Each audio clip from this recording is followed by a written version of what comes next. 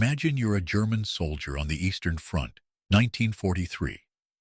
The night is bitterly cold, the kind that seeps through your greatcoat and settles in your bones. You're huddled in a trench, trying to catch a few hours of sleep before dawn. Suddenly, you hear a sound that doesn't belong. Not the rumble of engines, not the whistle of artillery, but something else. Something impossibly close, impossibly silent, like a great bird passing overhead. You look up, but see nothing against the moonless sky. Then comes the thud of something landing nearby, something that wasn't there moments before. Your heart pounds.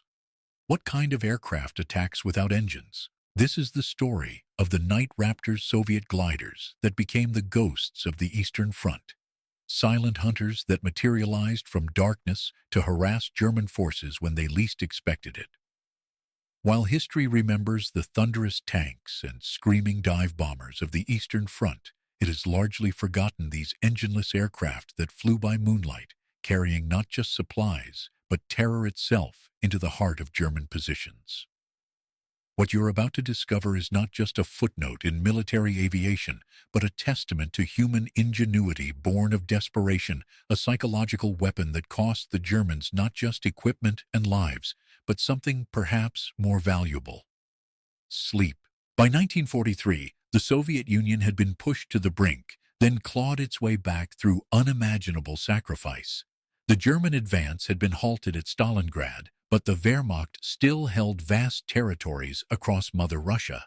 The Red Army was gaining momentum, but fuel shortages were crippling Soviet air operations. Every gallon of aviation fuel was precious, needed for fighters and bombers that could deliver decisive blows. Yet the psychological warfare front was just as critical as the physical one. The Germans needed to feel vulnerable, to understand that nowhere behind their lines was truly safe. The solution came from an unexpected direction: gliders. These engineless aircraft had been developed before the war primarily for training sport pilots. But Soviet military thinkers saw another potential. What if these simple, fuel-efficient aircraft could be used not just for training, but as tools of psychological warfare? What if they could become the perfect delivery system for night harassment, silent and nearly invisible against the dark sky? The workhorse of this unconventional fleet was the G-11, a robust glider designed by Vladimir Grabovsky. With a wingspan of 57 feet and the ability to carry up to 11 soldiers or 2,200 pounds of cargo, it was essentially a flying truck. But stripped down for night operations with special sound-dampening materials and painted matte black, it became something else entirely: a stealth weapon that could approach enemy positions with the stealth of an owl. The method was deceptively simple. A G-11 would be towed by a transport plane to within 15-20 miles of the target area, then released to glide silently toward its objective. Using only the wind and gravity, these night Raptors could travel the remaining distance with virtually no sound signature. German soldiers would hear nothing until the glider was almost upon them, often not even then, if the pilot was skilled enough to execute a near-silent landing. The pilots who flew these missions were a special breed. Not the hotshot fighter pilots celebrated in Soviet propaganda, but quiet professionals who understood the mathematics of air currents, the science of silence, and the psychology of fear. They were masters of the night, able to read wind patterns by the feel of the controls and navigate by stars when maps failed them.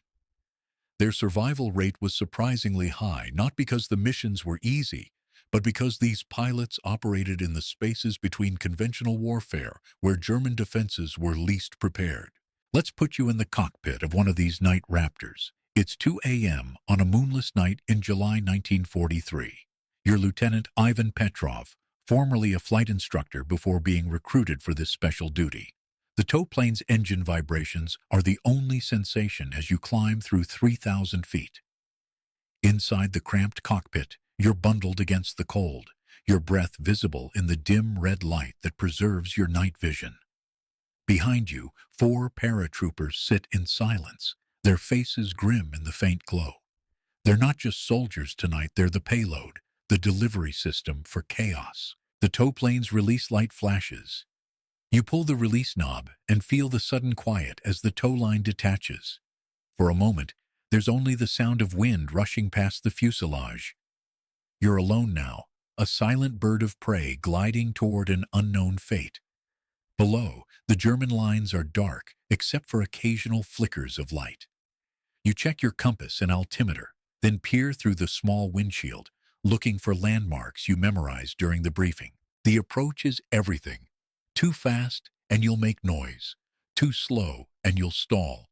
You trim the controls, feeling the aircraft respond to your slightest touch.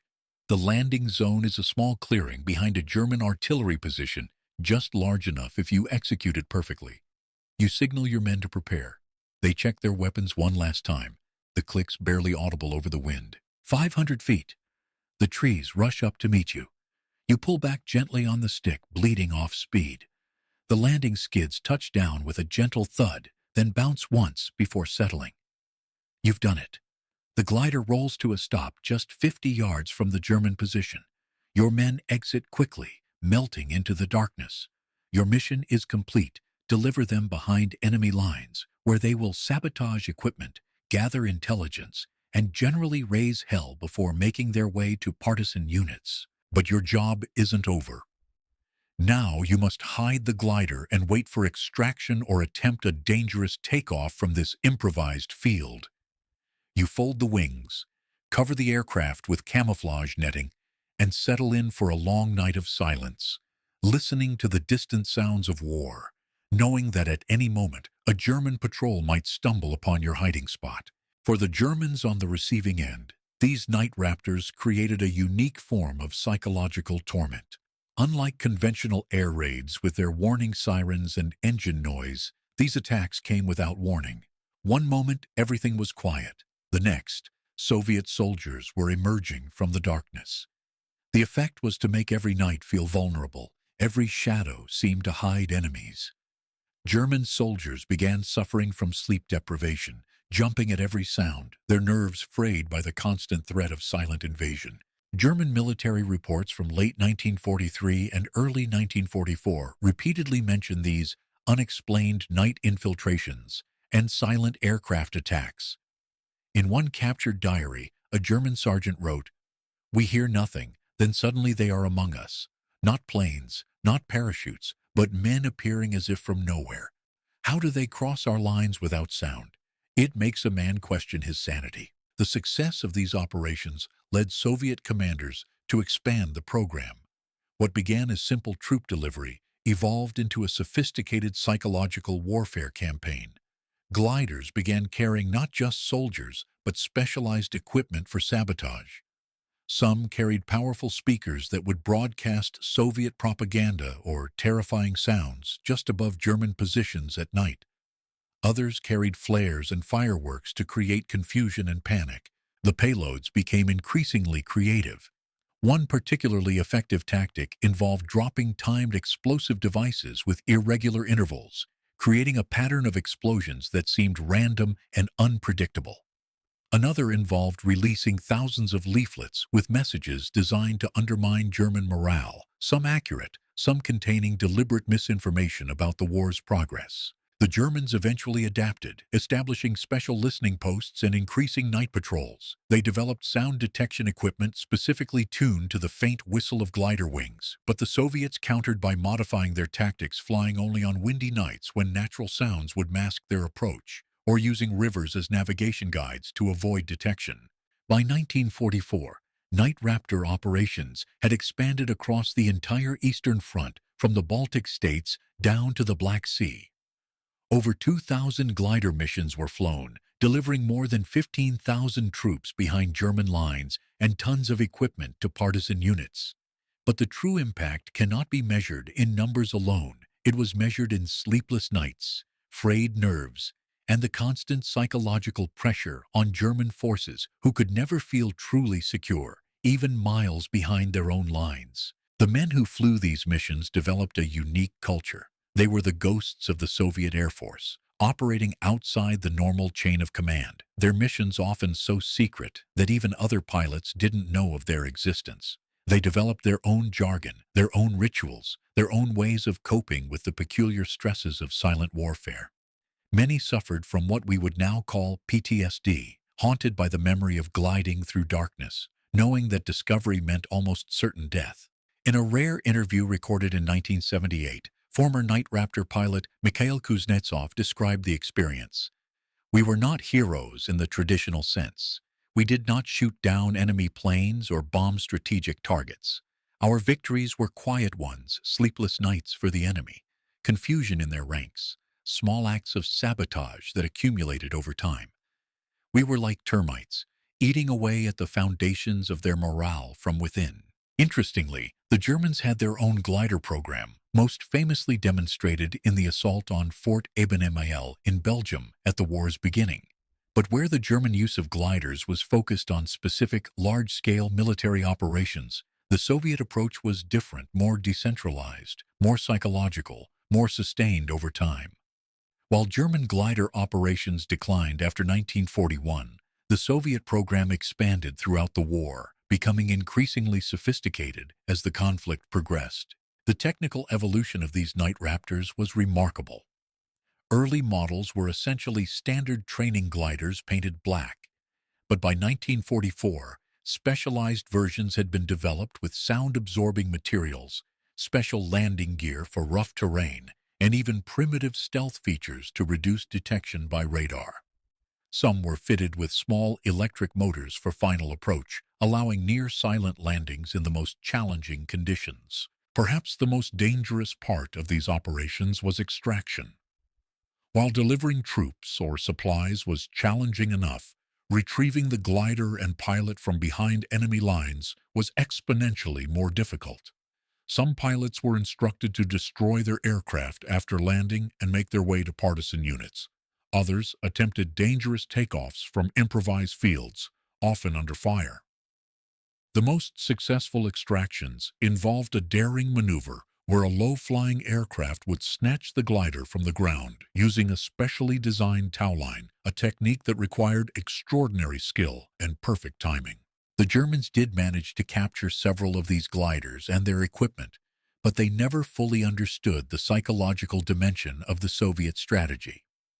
German analysts focused on the tactical aspects: how many troops could be delivered, what equipment was used, while largely missing the strategic purpose to create a pervasive sense of vulnerability that would wear down German morale over time.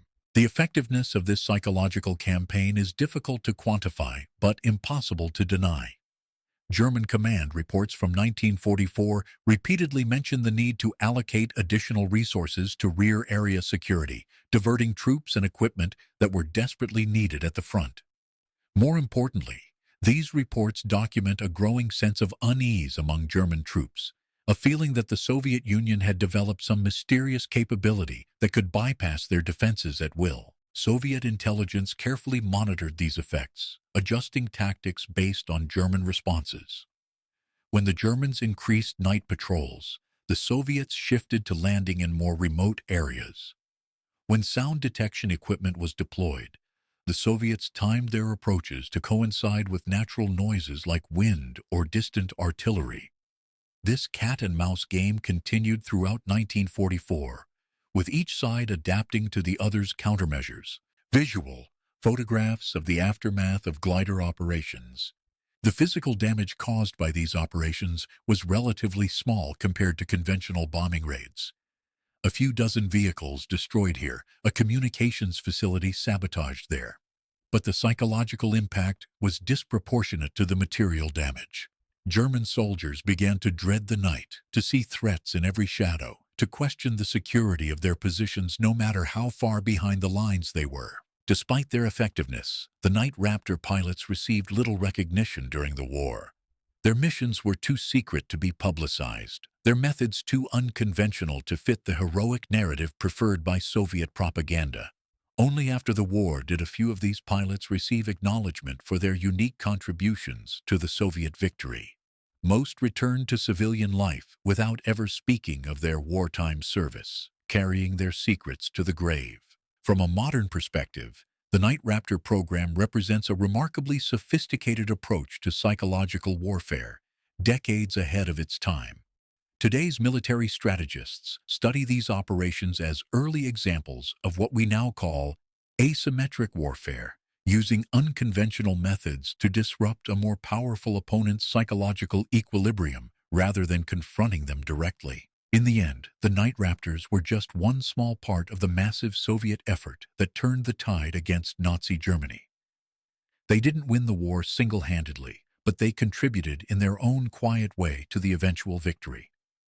Their story reminds us that warfare is not just about firepower and technology, but also about psychology, creativity, and the human capacity to find unexpected solutions to seemingly impossible problems. The next time you hear the wind whistling on a dark night, listen carefully.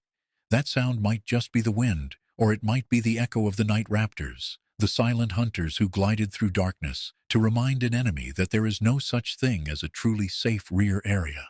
No such thing as a completely secure position when human ingenuity is pushed to its limits by the desperate circumstances of war. If you know someone who would find this forgotten chapter of military history fascinating, consider sharing this story with them.